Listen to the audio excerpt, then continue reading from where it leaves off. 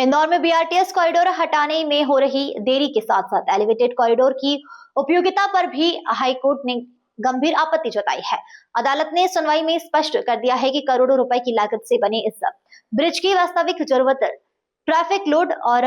सामुदायिक उपयोगिता को लेकर कई सवाल के जवाब पेश नहीं किए गए हैं। कोर्ट ने बीआरटीएस हटाने में जारी सुस्ती पर तीखी टिप्पणी करते हुए कहा, लगता है इंदौर का बीआरटीएस हटेगा ही नहीं।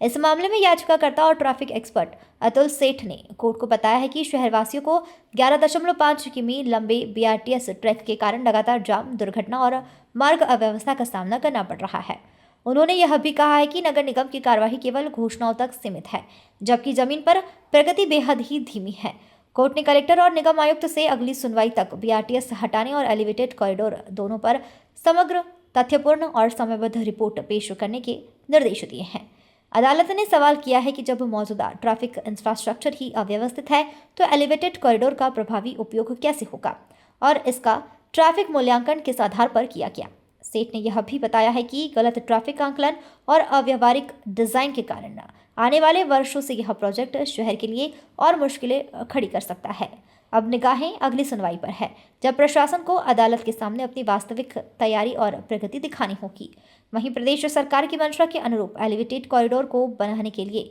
पूरी बीआरटीएस लेन को हटाने की प्रक्रिया शुरू हो चुकी है, जहां न्यायालय के निर्देश पर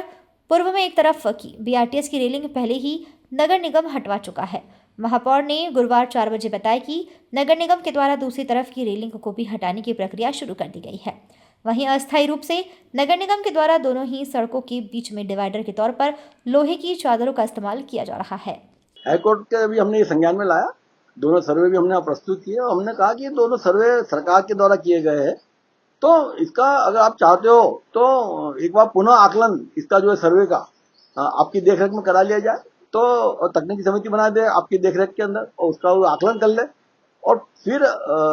जो सिद्ध होता है ये जो आवश्यकता इंदौर शहर की है उसके रूप निर्णय ले। तो माननीय न्यायालय ने, उच्च न्यायालय ने जो है कल सभी विभागों को और इंदौर विकास प्राधिकरण को, राज्य शासन को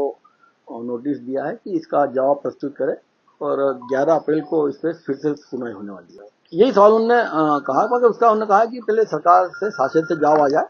और उन्होंने माननीय उच्च न्यायालय ने बहस के दौरान कहा भी कि हमको शहर की सुविधा देखना है, क्या बने क्या नहीं बने ये निर्णय शासन का है, प्रशासन का है, मगर वो उपयोगी है कि नहीं इसका निर्णय हम देखेंगे और समझेंगे। देखो, बीआरटीएस के बस स्टैंड हटाने की कार्रवाई लगातार तेजी से जारी है कि रेलिंग जब रोड मीडियन बना देंगे तो उसको भी हटा देंगे।